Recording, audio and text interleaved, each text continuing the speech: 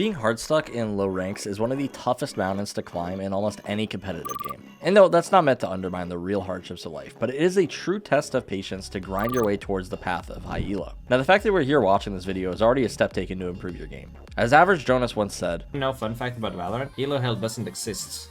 It starts with you wanting to improve your game. As soon as you start blaming external factors, you lost. It starts with you and ends with you. If you want to reach a higher rank in this game, work on your fundamentals. Get coaching. Watch guides. It's always your fault. I don't have an issue with anyone being in a specific rank. I have an issue with people complaining about being in a rank because they're too dumb to realize that it's their own fault. While these words may be tough to hear, Jonas's sentiments here aim to push you to your limits and take accountability. So today, let's all make an active choice to be better and apply these 6 unstoppable tricks to escape low elo. And to kick things off, let's set the tone by running a play called the pistol fake. As the name implies, you and your teammates are simply going to sell a fake on pistol round, then end up somewhere else. Now, I know what you're thinking. This is a little bit cringe to be doing early on in the game. And, well, that's exactly why you need to use it in your matches. Since it's the first round of your offense, most enemies are never going to expect a fake push. And since low elo players tend to rotate quickly based on minimal panicked comms saying they're rushing A or minimap presence, you can easily take advantage of the gaps that they leave unattended. For example, 3 people can fake presence on B with a bunch of noise and utilities, while the remaining 2 creep up on A and wait for rotational sound cues. Ideally, you'd want loud agents with utilities built for rushes like Breach or KO. This initiator can be accompanied by a controller, specifically one with a massive range like Astra or Omen. You make a lot of noise towards B main, concussing the site, setting up smokes, and faking Astra stars, and then your goal is to make it seem as if everyone is rushing B. Doing so will pull rotates from other areas in the map, leaving the opposing side completely vulnerable. This works like a charm on pistol rounds. On the other end of the map, you have the 2 remaining agents who can walk their way towards A, being as quiet as possible, at least until they successfully secured the site. Once you get the plant down, your enemies will be left dumbfounded, and your 3 fakers can either keep distracting them, cut off rotates on mid, or regroup with the team. Ideally, the 2 agents who are crept up on site will ideally have a lot of utility saved up to reinforce that post plant. And if you want to mix it up with your pistol fake, then do so by all means. You can generally work with any agent and adjust the division of your team so long as you sell the fake properly. The advantage you're going to have after is gaining site control with ease and putting the enemies in awkward positions. Also, as an important note, this play will have a higher success rate the more you invest in your delaying utilities. Try to prioritize buying things like mollies, flashes, and smokes instead of guns as much as possible to deny the enemy team's retake. And after winning that round, you easily set the tone for the enemy team, potentially keeping them on their toes and second guessing every round. There's actually more to ranking up than just a couple of fancy tricks though, if you really want to remain consistent. Aiming is hard, and if you feel like you whiff a lot, you might need something more than this. That's why over at SkillCapped, we've recently designed a brand new Calm Aim course that details how any one of you could develop Radiant level aim in just a few weeks. While most players just aim in whatever way feels most comfortable, it might surprise you to hear that there's actually a proper aiming technique that pros use to not only make themselves more consistent, but also to help them get more kills like this. In our course, we are going to teach you this proper aiming technique and even provide you with an aim trading routine that you can use to instantly start improving your aim and climbing today. Unlike other routines, this is a simple, less than 15-minute exercise that you can do before you play that will do wonders for your aim. Not only that, but our site is literally backed by a rank improvement guarantee, so if you don't climb, you don't pay. If you're really looking to climb this act and want to actually start fragging out your matches, be sure to check out our new Calm Aim course using the link below. And other than that, let's take a look at the next trick. Following a successful pistol round is the golden opportunity to snowball your team's momentum and economy. That said, you should always be investing in better guns. Don't carry your Ghost or Sheriff into the second round, easily leveling the playing field with your enemies. You have a free round to claim, and all you have to do is buy a better gun. Your pistols aren't going to give you magnetic headshots, and refusing to full buy doesn't make you tens or ass pass. Otherwise, you wouldn't be stuck in low elo. Even the best of the best purchase better guns because guess what? It's called a buy round, and it's the smartest thing to do. But even after purchasing better guns, try to always maximize your advantage. If you're defending, buying a Marshal or Outlaw, if you can afford it, already gives you that one-shot kill that you need. I call these guns one-hit wonders. You could basically treat them as an operator for those with no armor, light armor, or regen shields. And the best part is that you just have to hit their body once, and that's an instant man advantage. There's a high chance that your enemies won't have any shields at all, giving you a massive advantage with just a Marshal. Take a look at how Tens plays this round with his Marshal. Yes, it may not have been ideal to get up close the way that he does inside this smoke, but thankfully the Marshal could be used like a Guardian that kills with one body shot. It's also much easier because you just have to aim for the body, whether in or out of a scope. On attacking, it is best to buy full shields, complete utilities, and a Bulldog to give you that long range advantage. Spectres can also work well, but try to avoid long-range duels against a Ghost or a Sheriff. If you can only afford a Spectre, try to utilize its running gun mechanic to make yourself a difficult target to hit. Now, when it comes to pushing, you can relax a little bit and take your time. Since you have a full buy, you can clear each corner with mollies or info gathering utility,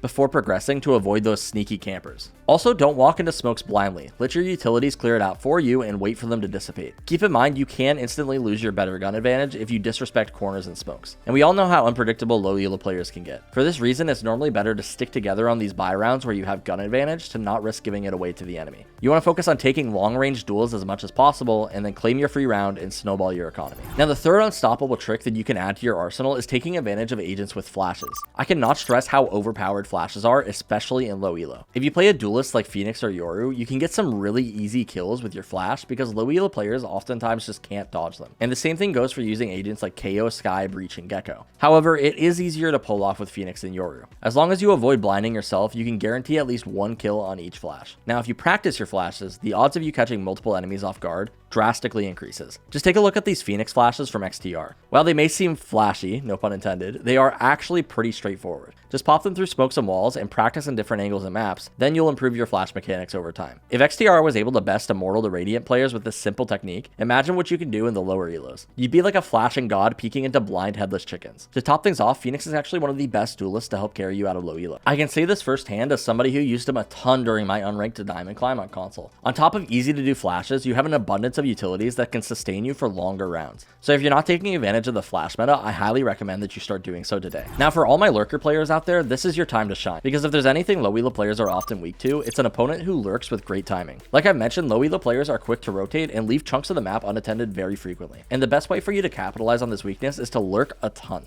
But you have to be smart about it so you won't be the one getting caught off guard. According to Fnatic's head coach Chris Tebbett, timing and agent selection are crucial to a successful lurk. Now, this is exactly what it means to be smart with your lurks. For starters, you want to lurk with agents that can still provide value when they're not even near their team. These agents include Viper, Astra, Cypher, Killjoy, and many more. However, you can also lurk on a duelist if you have a second one on your team, or as long as you and your team are on the same page. Duelists like Yoru can use their TP across the map after a successful pick or lurk, so he's also a viable choice. To get the right timing though, you need to be in constant communication with your team. Always ask how many people they hear or detect on site, and let them know what info you gather in return. From there, you can listen to sound cues and catch enemies off guard by coming from an unexpected area. Or you can secure a site and call for your team to switch sites while you cut off rotates. Either way, you'll have an opportunity to set a play in motion, leaving your enemies scattered and confused across the map. But as another pro tip, try not to do it every single round so you can maintain a certain level of unpredictability throughout the match. Doing it after every 2 to 3 rounds should suffice so long as it is done correctly. A good rule is to only lurk on even buy rounds when your team is saving, or on pistol rounds when the enemy team is on even footing. Now, will implementing lurking get you called cringe by the enemy team? Yes, that's highly likely, but does that affect your chances of winning? Not at all. Another tactic that players would potentially consider cringe, but definitely works wonders, is doing lineups. It's cringe for the enemy because they can't do anything about it, especially if they don't know where you're doing it from. But then again, who really cares what they think? If it works and wins rounds, I say abuse it.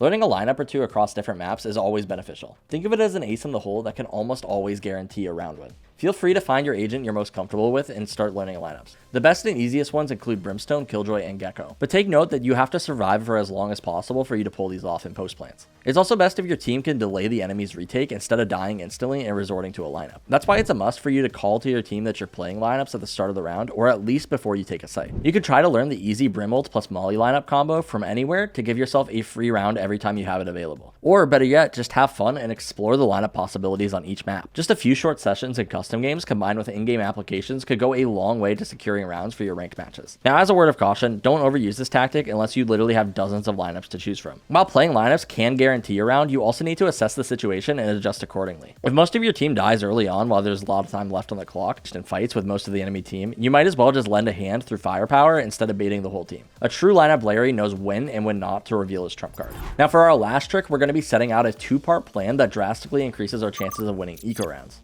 This is what I would like to call stack and retake. Usually the best way to gain an advantage during eco rounds is when you play up close with shorties, classic right clicks, or even a frenzy. Take from Tens and his take on why the classic is so broken, which is a free gun by the way. And true enough, he gets away with nasty classic kills by hiding in smokes, even on the grandest of Valorant stages. Now, moving back to our stack and retake strat, what better way to increase your odds than by playing off of each other and covering all choke points while stacked up on a single site? Sure, there's no guarantee that the enemy team will be pushing your stacked site, but it's definitely a worthy gamble. Just be sure to conceal as much presence as you can on one site so that the enemy team won't immediately notice the stack. Try to have a dedicated player responsible for shooting things like Gecko's blind, Sova's dart, or Sky's dog, which could potentially give away your strat. Also, try to invest in a few utilities like flashes and mollies if you can. These will serve as a safety net later on if you find out the enemy team is pushing turning into another site. Which brings us to our next phase, the full 5-man retake. Your team can decide whether to go on a full flank or rotate through your spawn. What's important is that you retake the site together all at once.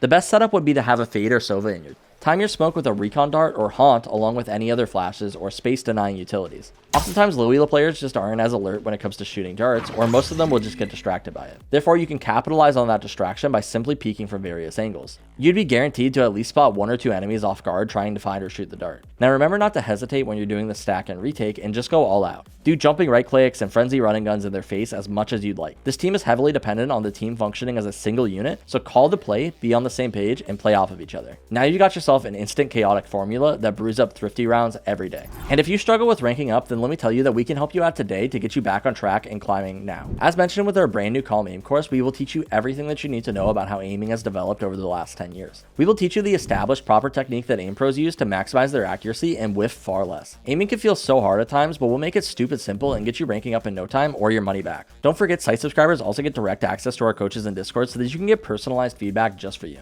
Nobody understands how to climb out of low elo more than us, so if you're looking to rank up, be sure to check out SkillCapped using that link below. And other than that, my name's Casey, and I'll catch you in the next one.